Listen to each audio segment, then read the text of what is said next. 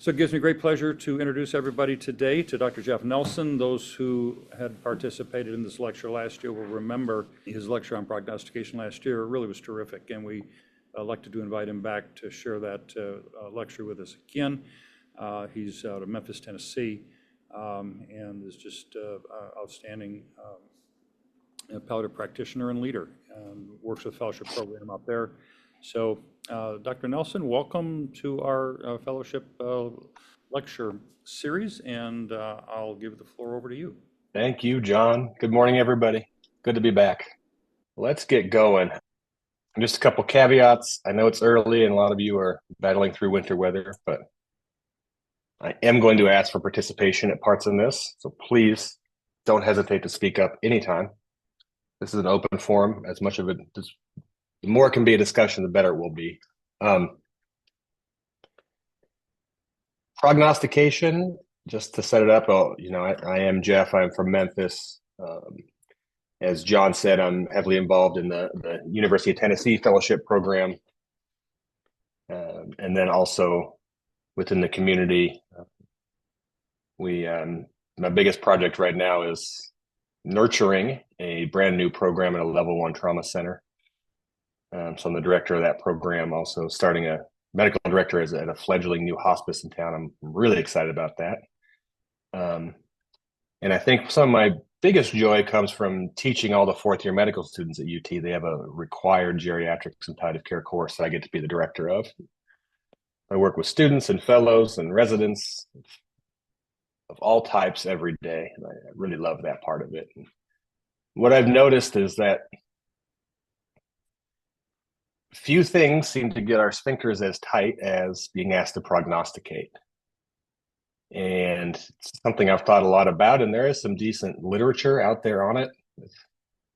From what I've seen, if you know differently, tell me. There's not one comprehensive piece. You got to kind of piece together from different fields, including cognitive psychology, as well as the medical literature on some of what all goes into it. Not just how do we prognosticate better, how do we learn better how patients are going to do, but also how do we teach ourselves to be better about it and have the right mindset for it. I will say everybody in here is involved in palliative care in some form or fashion. I think that one of the highest order skills that we can bring to the table is this clear prognostication, is making muddy waters more clear.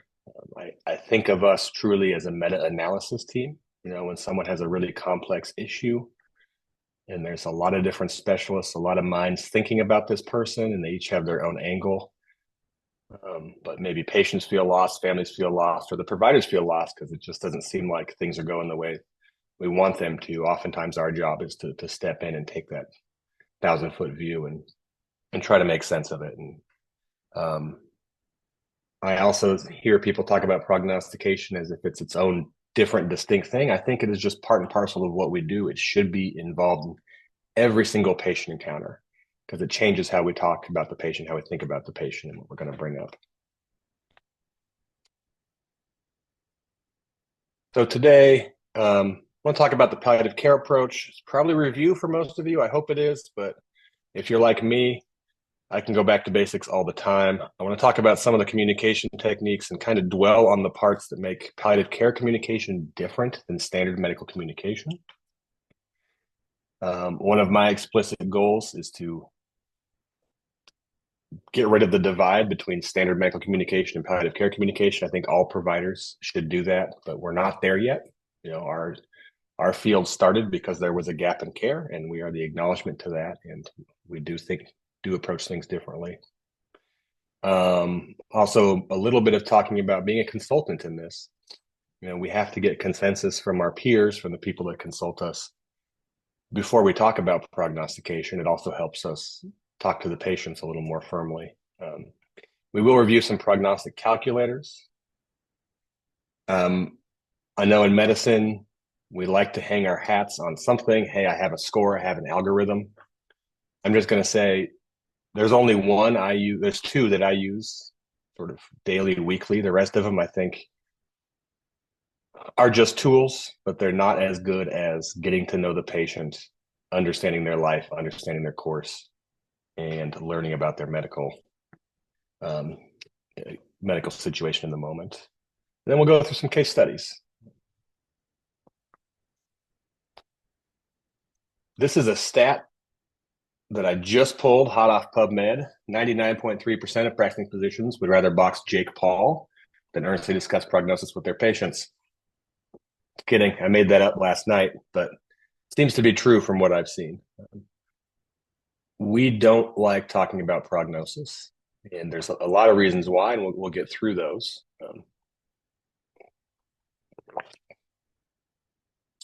So I think that we all know this, but just to set it up, it's no secret that as a profession, we do have room for improvement. What I like about this is I do think it takes the pressure off.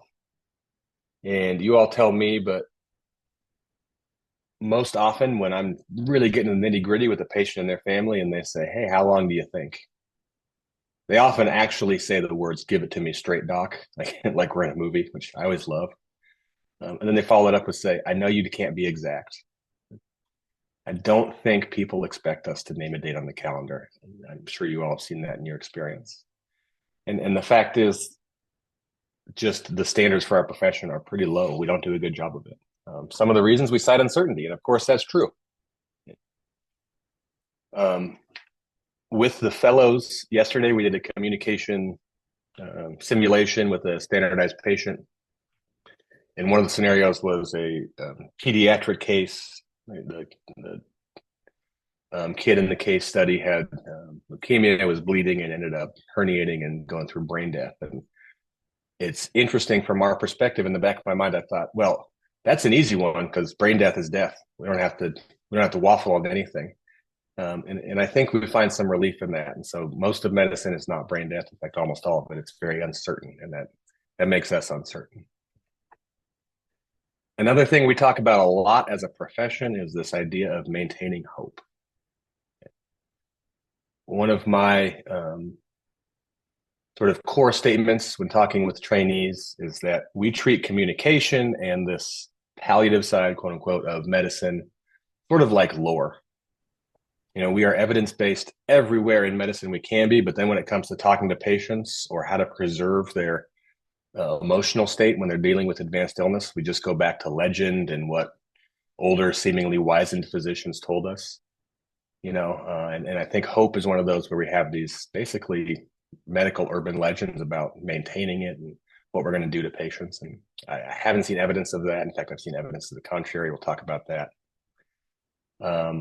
Finally, I know all of your colleagues have told you this in other specialties, and you've probably heard somewhat passive aggressive, well, if I had the time you did to talk to patients, I could get into that, but I just don't. Lack of time is a big one, and I'm sure we all feel it ourselves. Long communication does not equal better communication, usually. In fact, usually we're just losing everybody in amount of words, kind of like how I'm talking right now. So we can be efficient with our communication, still have powerful moments. We say patients don't want to hear about it. You all know that. That's wrong, and that patients will be upset. Right. So can somebody tell me what we're looking at here? We have predicted survival in days on the y-axis and observed survival on days in the x-axis. What do you see in this chart? A bunch of doctors guessing how long patients enrolled in hospice will live versus how long patients actually lived. This is Ken Hansen. A weather report? Looks like the Grand Rapids weather report right now.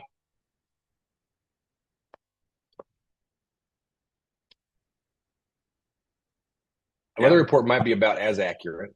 Go ahead, David. They're over predicting survival at every point almost. That's right. We have smart fellows. You do, and they'll get harder as we go along. Don't worry. No, that's exactly right. Okay. Median was 24 days. Only 20% of those were within 1/3 of that, either side. 63% were over optimistic. 17% pessimistic and overestimated by a factor of 5.3. John or somebody else might remember the study better, but there was one of the landmark studies looking at overprognostication of length of life, and I think it was 5 to 6 times, similar to these results. But one of the interesting studies, or parts of that study, was that the longer the physician knew the patient, the more they overestimated. And to me, I think that's an insight into the emotional toll it takes on us. We like our patients when we know them longer. We want them to live. Okay. Here's another interesting one that may be a little less obvious at first. And hopefully you all have seen this study. Not many people have. But here we had patients estimate how long they thought they were going to live. And we had patients that had had these discussions with their doctors before. Those are the top bars, blue, yellow, and gray. And then on the bottom, blue and yellow, we have patients that didn't remember having a prognostic disclosure. And it's a pretty striking difference in the people that had this discussion, what they thought they were going to live versus how long they lived, and then those that didn't remember having this discussion. I mean, they are years and years and years overestimating. And I think conventionally, and maybe even 10 years ago, we would have looked at that and said, well, that's great. These people must have been more hopeful. So I think it begs the question when we're giving this discussion. I know right now I'm kind of preaching to the choir, but open question here. Why is providing prognosis important? Why do we want patients that are dying to know that, hey, you're probably dying? Or do we? Maybe, am I wrong? Mike's on. Well, it can help them plan the time they have the remaining, and it'll significantly impact the decisions they make. So having that realistic estimate is essential. Gotcha. Kara agrees.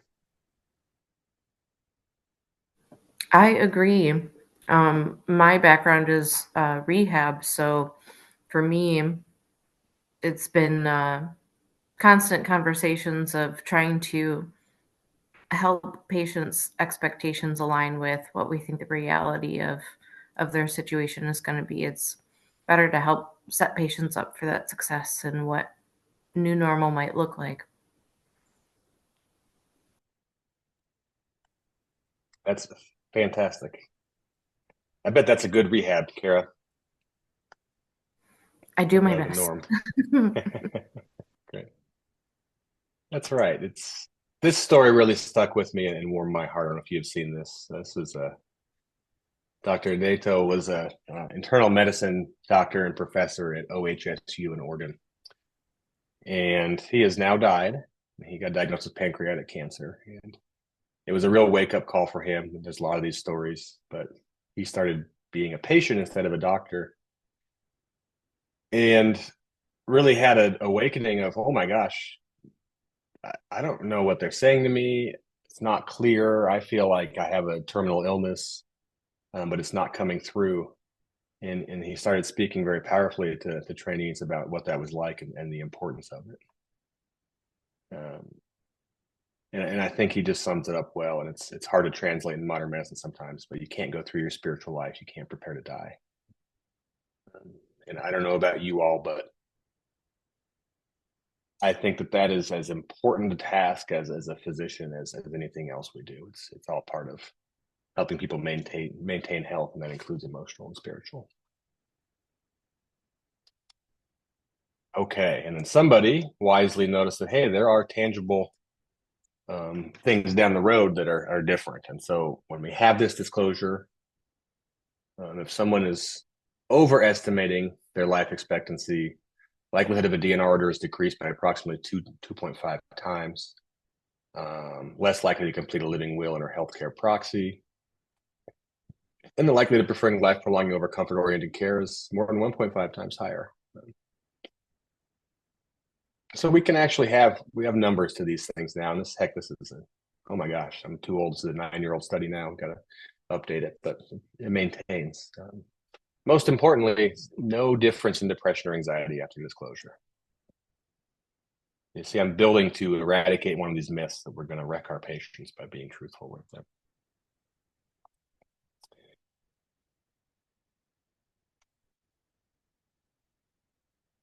we say patients don't want to hear about it. So I don't know if you all have these experiences, but about a year ago at our hospital, consulted on a 33-year-old guy who came in liver failure. And he had 3 kids and a wife. And just paint as sad of a picture as you can.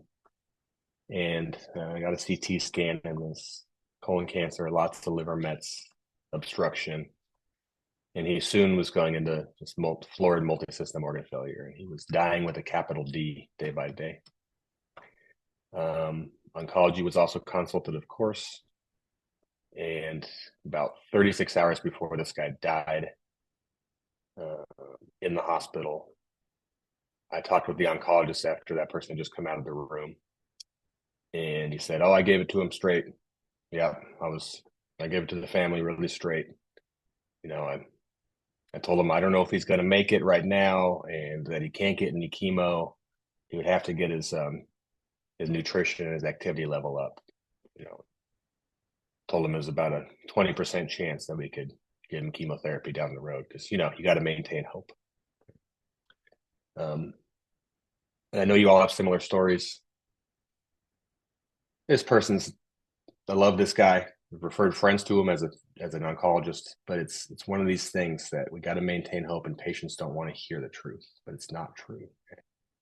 An overwhelming majority want to have prognostic disclosure, and an underwhelming minority report having a discussion in such a way that they actually remember having that discussion. Interestingly, I don't know if you all have seen this, but there's a big study of patients with terminal illness out of California that actually, I think the number was 78% of them with the illness wanted to hear about prognosis, but nearly half the family members didn't want to hear. So oftentimes the patient wants to hear it more than the family. Okay. So if we think back to the last slide, and 17% of people reported hearing prognosis, I don't think, and you'll tell me what you think, I don't think it means that we're not having the discussion necessarily. We think we are, but we're shrouding it in crazy language. You know, these are actual transcripts from discussions with oncologists, people with advanced cancer, stage 4 breast. HER2 is a receptor on a breast cancer that actually means if you're HER2 positive, it means that the prognosis is a bit worse than being negative. But the good news is that we do have a treatment for it.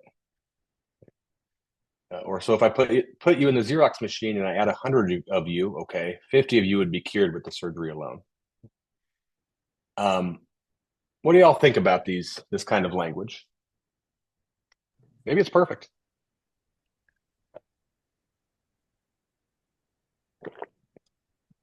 Comments? I feel like maybe it's just a little bit more easier to use like scientific language in the medical field to explain things. And it gets a little bit more complicated when they're trying to actually explain prognosis to patients because they might just be getting lost in the scientific terms or medical terms that are being used, even though it might be more comfortable for the medical professional to say so.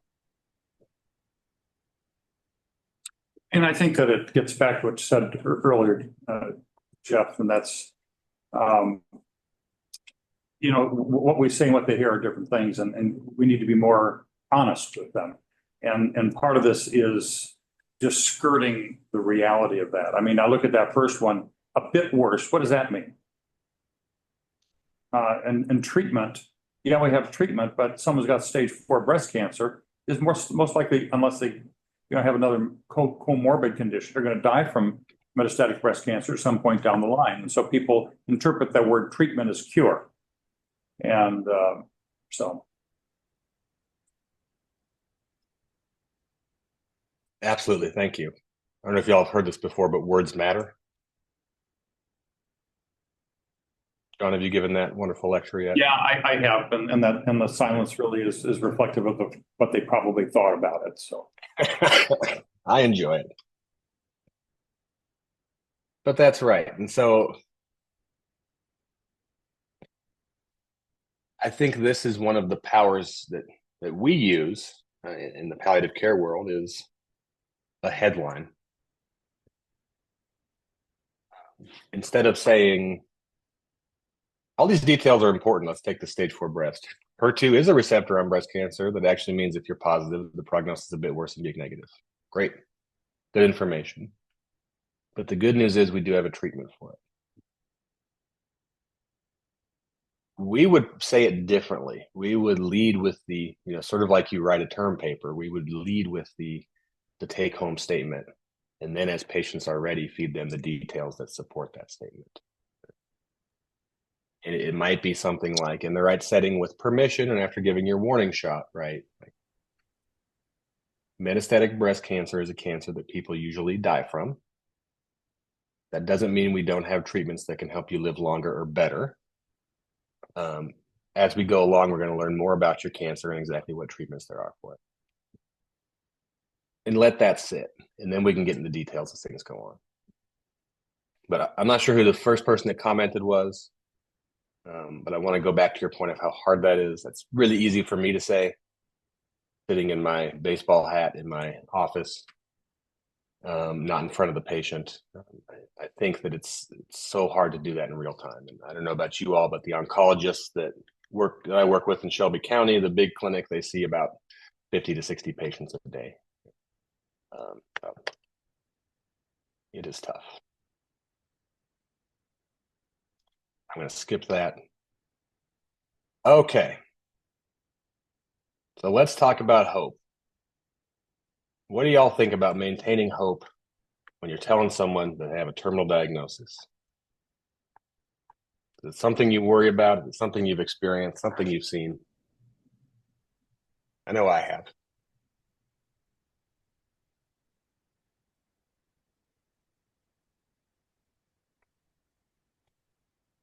I think it's for maintaining hope.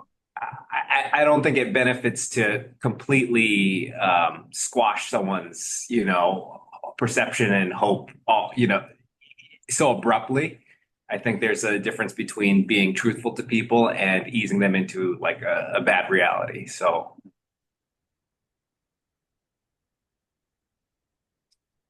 creating the space where they're ready and giving permission to give that discussion and saying it in the right way.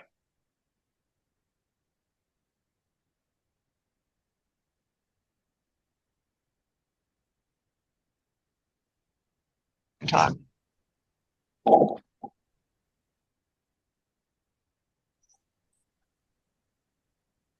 Somebody else talking, or?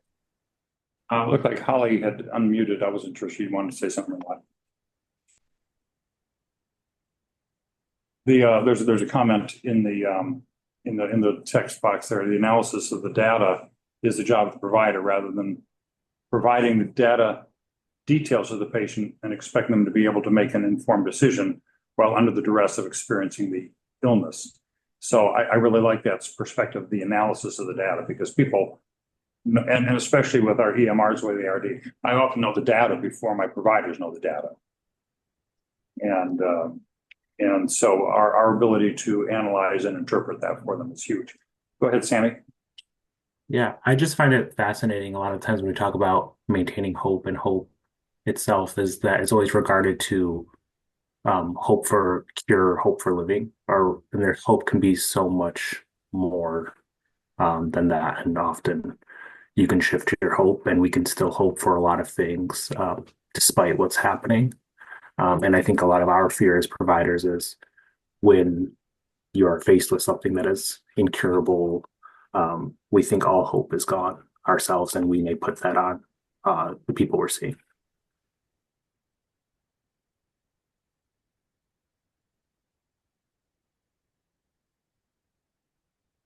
I think that is so spot on. Both F000169 in the comments, and then you Sammy. We have this persistent idea. It's almost a paradigm, and that's created over the last 100 years of the therapeutic revolution, that the goal of medicine is cure, and if we don't do that, we're failing, and that's what everybody expects of us. And obviously, that's an untenable position and just not consistent with reality. So couldn't agree more. I want to come join fellowship with you all and keep learning. And so Sammy, here, first of all, we've looked at it, and this is one of my favorite studies, but there is a index of hope used in the psychology literature called the Hearth Hope Index. And it measurable, how hopeful are you? And we looked at people with advanced disease, advanced cancer in this case. And you see before and after, there's no change.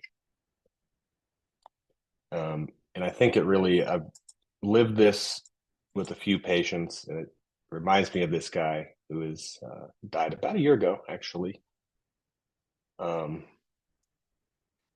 He died at age 42, and he died of multiple myeloma. So as you all know, it's kind of weird to die from at age 42. But he was just like any of us, children, life, interests, all sorts of stuff he did. And he was diagnosed with disease at age 37. It took about 3 years for proper diagnosis, partly because of healthcare system issues, partly because he just was an unexpected diagnosis for this guy. But it was an aggressive variant. He blew through traditional chemotherapies. I got to know him when he finally moved to our health system, and his pain was so bad he was essentially bedbound. I mean, he had meds throughout his spine. And we were able to get him up and at him and help him go on some vacations. But I just, to Sammy's point, he was extremely open about his experience. And part of his processing was talking directly about it. And we talked a lot about hope, and he just talked about how he feels the same. You know, when I first met him, he wanted to go on some trips with his Navy buddies, bring his kids along, and they were going to see the country. That quickly went away. Then just by the way the universe works, his family won a radio call-in contest and won a week-long vacation home rental on the coast of Alabama. He was really excited for that. But by the time he got there, he was so weakened. You know, those Gulf Shore homes, I don't know if any of you have ever been there, they have stairs that go up. Every home starts on the second story because it's of worrying about rising waters during storms. And so by the time he made it up the stairs, he didn't leave the house for the rest of the week. And his goal had been to be on vacation or on the beach for vacation, but he wasn't saddened by that. He got to be with his family, and just what he hoped for changed. I think part of the reason we're all here is that medicine has become ill-equipped to know what to offer when we can't offer cure. And our colleagues often don't know what to do. And that's why they use phrases like nothing left to do, or even withdraw care if you're in the ICU. Those are awful phrases, of course. There's always something to do, and we never stop caring. You all know that. But they don't have the tools to know what to do, and they feel hopeless. And so therefore the patient must as well. Brandon never felt helpless.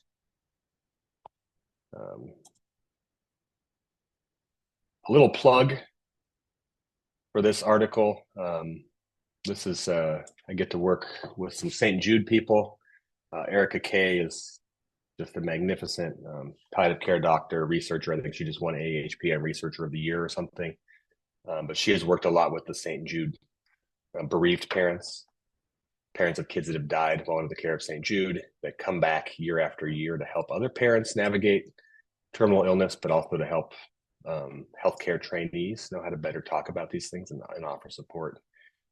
And she has sort of written a beautiful essay on what hope meant to them, and this idea of holding both things, being realistic, understanding what's happening, but also having maintaining some level of hope that helps maintain sanity.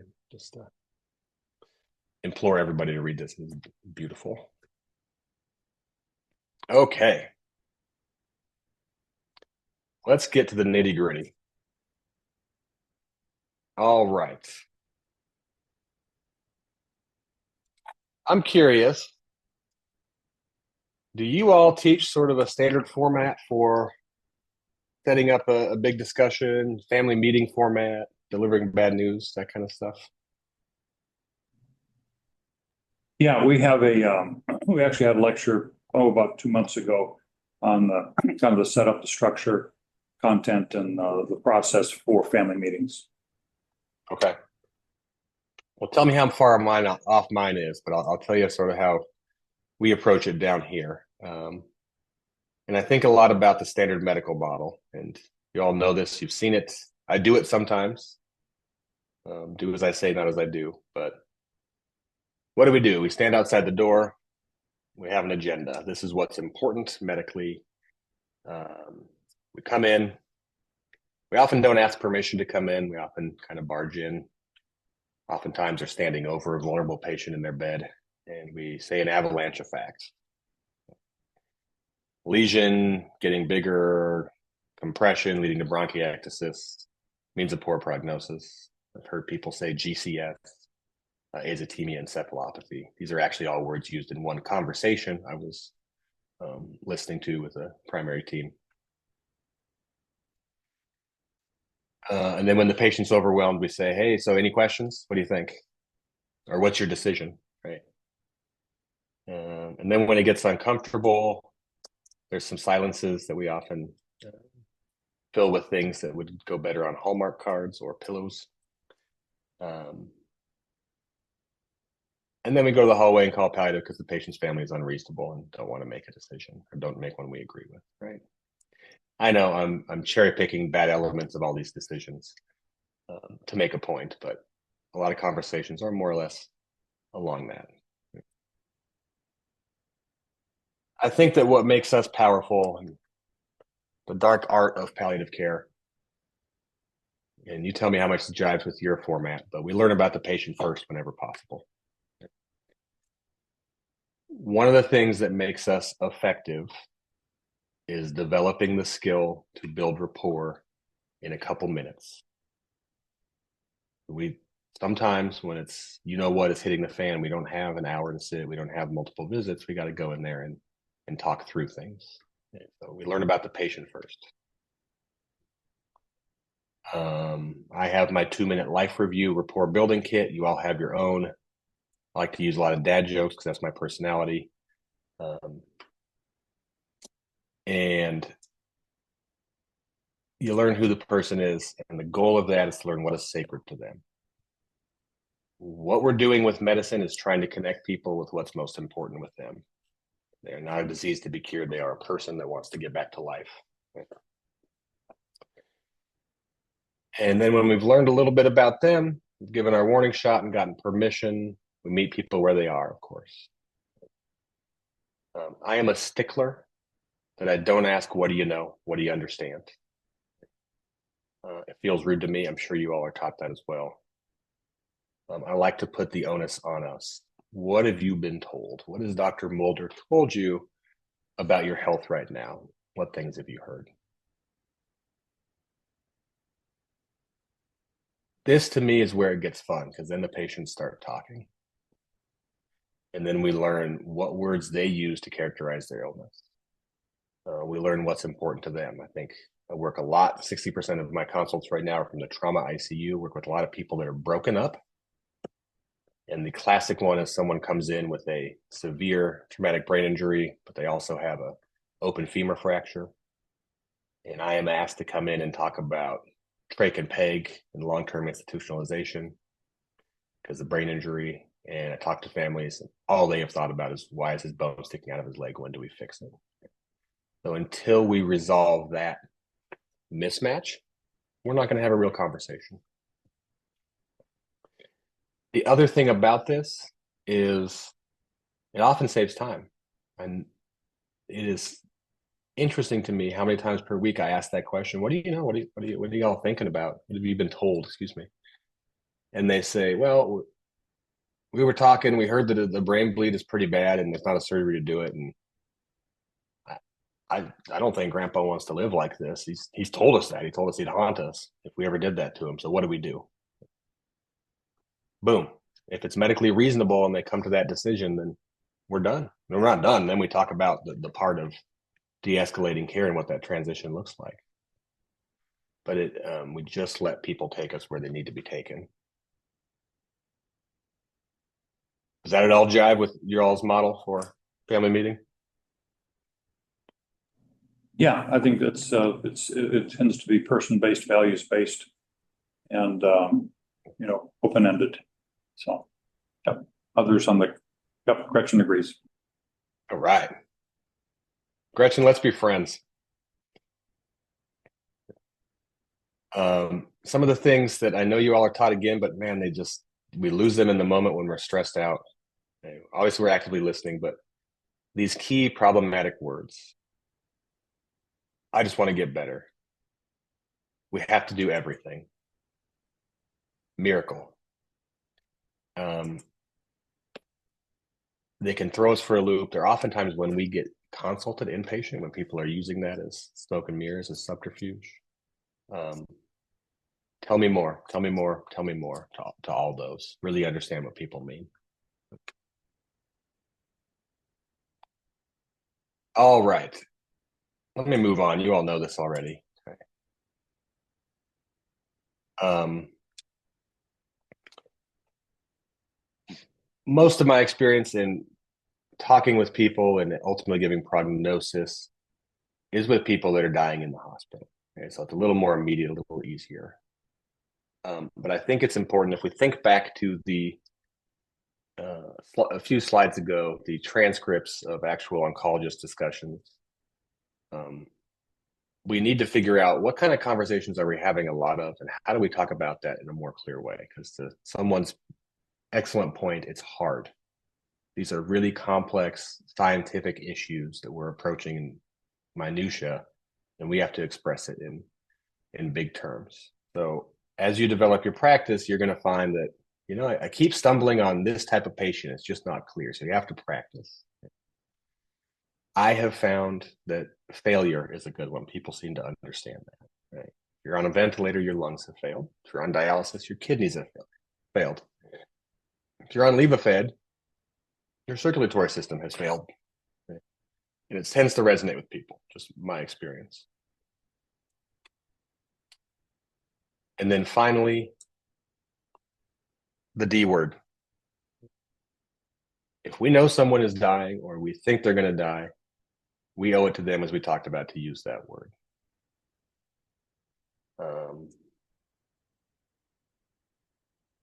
I'm being tongue-in-cheek, die dead, dead is deader. I've never actually used deadest with a patient, but it's to make a point that it's important. And somebody at Trinity Health HPM talked about introducing these topics, but doing it in a way that doesn't, not mean or preserve some emotion.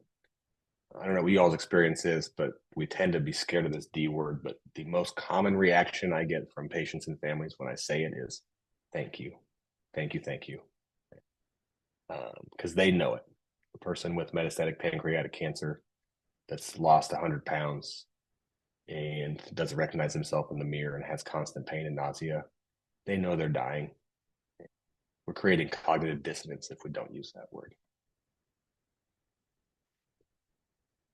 Perhaps one of the most important tools, because prognosis is not clear when we're weeks and months or even years out, is that I worry phrasing. I'm sure you learn, I wish, I worry, I hope, I worry. How do we maintain alliance with patients? I'm really hoping that this pneumonia leading to multi-system organ failure gets better and you get off the ventilator, but I worry that may not happen, and you may end up dying from this, or family may end up dying from this. By talking about what you worry about, you're not signing a contract that this is what's going to happen. You are letting family process and say, this is on my mind.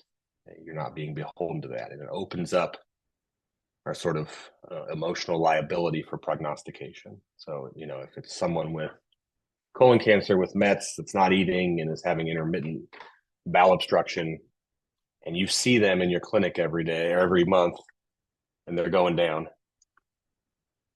saying, this is something that you'll die from in 6 weeks, is a lot different than, I have some worries. I've seen how your health is changing. I worry that if this continues, you might end up dying from this in weeks to a couple months. A lot different feeling to those things, right? So that I worry is very good. It also humanizes you. Hey, I'm here with you. I'm worried about you. And finally, as we talked about, drop that headline. practice before you go in the room.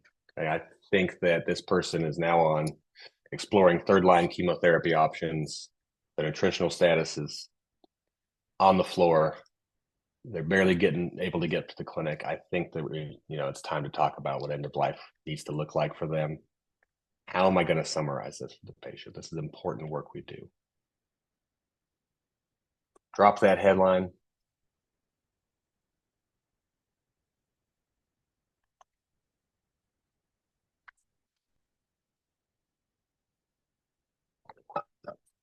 And then meet it with silence. Right? I consciously think about an old psychology study on memory under stressful conditions. I'm sure you all have seen that. It's an upside down U. When you have no stress, no attention to a situation, your memory for it's not that great. When you have a medium amount of stress, your memory's at its peak. And when you're overstressed, it goes back down to almost none of it. And I think a lot of our patients and families are in that overstressed mode. They're not remembering information well. And I think that's probably that 17% statistic of only 17% of people remembering having prognostic discussions. So give them time. You've just dropped a bomb. Oops. All right. Let's get on to, I know last time I didn't get any calculators. So let me move to these. Real quick before we do that, how are you all taught to talk about the prognostic timeline?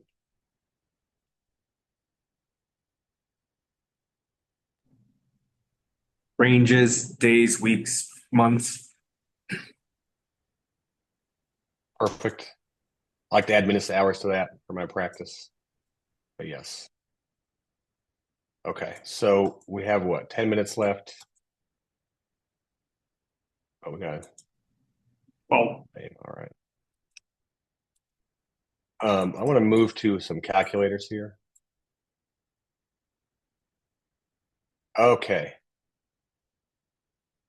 Who here has heard of the GoFar score? We've got some nodding heads in this room. Kara, do you use it in your practice? When I've been on my inpatient palliative rotations, yes, I have used that. Anybody else? Yeah, pretty much any of our fellows do that. Good. Well, maybe we don't need to go over it then. It's old news. It's probably the one that I use most clinically. Another one that would go through TBI-Impact Score, the Baux Score. We have a regional burn unit here, and they have I don't know if any of you work in burn units. They have a mortality score, and what it is your age plus percentage burned is your mortality score. And if you have inhalational injury, you add 17% to that. So I'll send this along. You all can look up these calculators. But it helps us be very clear when people come in with bad burns. Actually, Jeff, if you could just you have several of these, just send them all to me, and I'm going to include those in the posting of the lecture, and I'll include all these different resources. Great.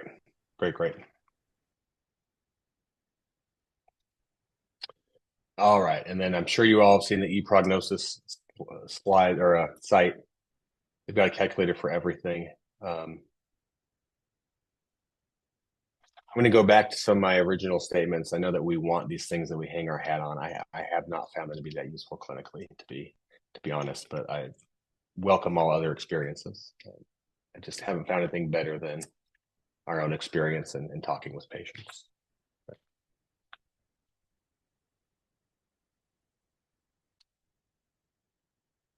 All right. Since we do have trainees in the room, I want to put you a little bit on the spot and practice things that it seems you know very well already. Okay. But here's a case study. They're actual patients. 70-year-old with alcoholic cirrhosis comes to the ED and is found to have acute decompensated liver failure and massive ascites. Imaging shows a newly discovered liver mass with multiple lesions in the lungs. Patient is encephalopathic, has become bedbound in the last few days, and appears to have worsening respiratory status.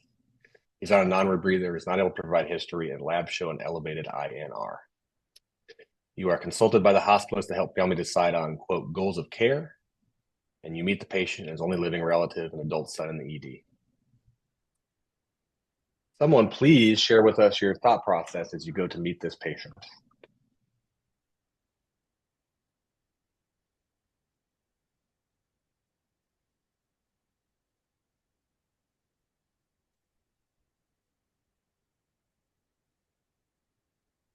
I think at the point where he's encephalopathic, not participating in conversation, bedbound, not, feeding or drinking, prognosis would be order of days, perhaps.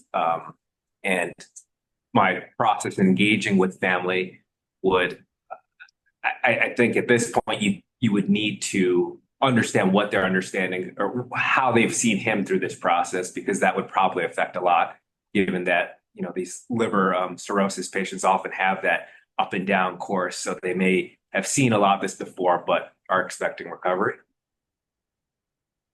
That's right. What do you hear most often, particularly with liver, is, well, I went with him to an appointment a few months ago, and they said that, if he stopped drinking, he might get better, and we're not at the transplant point yet. And, it seemed like he was doing well, right? So it comes as a shock. Right. Okay. What else? Palliative consultant. What else are you doing before you even talk to the family? Who was that just talked? David, one of our fellows. His name's not on the screen because he's in our corporate room here. Yeah. Oh, you're with Dr. Mulder. David, you're spot on so far. You said days of prognosis. Great. I mean, you could calculate a Baux score, but again, I think it'd be more clinical judgment at this point, and just based on what he's looking like and his functional metrics that seem clear. You could talk with the consultants too, to make sure that your suspicions are correct and that you have a kind of a unified goal, or in that unified understanding. Absolutely. That's what I was ambiguously hoping for. Get a consensus first, okay? Hey, I'm going to go see this guy. Looks to me like he's dying. And I think I need to talk to his family about that. What do you think? Get that blessing. It also is going to help have conversations be more in line, because you all know when someone comes in and talks about, well, creatinine looks better today, when you're talking about something else, it obscures the picture. All right, David, since you are nailing this so far, and I'm going to recruit you to Memphis, how do you engage patient and family? What are your thoughts? Walk us through it. Well, I think, introductions, the setting, but really, I guess what you had said, tell me what your doctors have told you so far. Gauging understanding would be my first approach. I think that's great. I want to stress, for me, the importance of a couple steps before. First is triaging this. Like, what is this person potentially at risk of? Yes, dying, but also what that looks like. I mean, if this person, let's just say we are past the point of an intervention is going to get him better. What does a trip to the ICU, what is CPR, what is life support mean for this guy? It's not going to get him better, right? But he may have told his son, hey, put me on a ventilator for 4 days so your kids can fly in from Ohio to see me. Fine. Okay, we don't know that yet. But we have to be worried that, hey, this is about to happen. Like, this is the classic patient where 30 minutes after I leave the room, boom, they get intubated. Right? So doing that idea of how acute this is. And then I think, yes, gauging where they are and meeting them there, but first setting the stage. I like to combine permission and warning shot into sort of one utterance and say, hey, I'm really worried, and I think we need to talk about very, very important things. I can do that best if I'm direct in my language. Is that all right with you?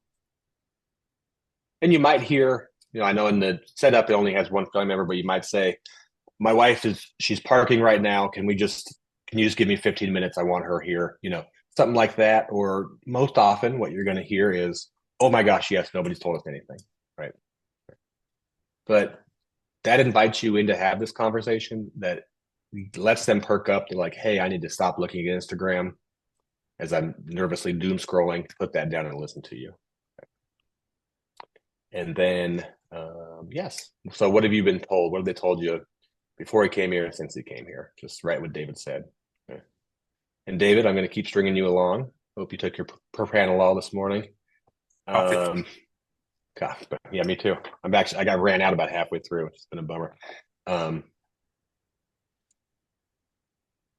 So I'm going to play the part of the son. So what do you ask me? I'd say, what have the doctors told you about your father? I mean, really nothing. They said they're worried and they think he's going to go to the ICU. And I don't know. I've never seen him like this. I just, what is going on here? Is it okay if I share what I understand about the situation? Please, whatever it is. From my understanding, your father has been suffering with liver cirrhosis for a long time. He's at the point where he is dying from his medical condition. Oh my God. Is this what's your impression of that? Is this a surprise to you? Well, yeah, of course. I mean, he was at Thanksgiving at our house and was doing just fine, and he didn't even have anything to drink. Are you sure? We've had discussions with our specialists, the gastroenterologist, and given his deterioration in the past days, that's certainly what the medical team believes.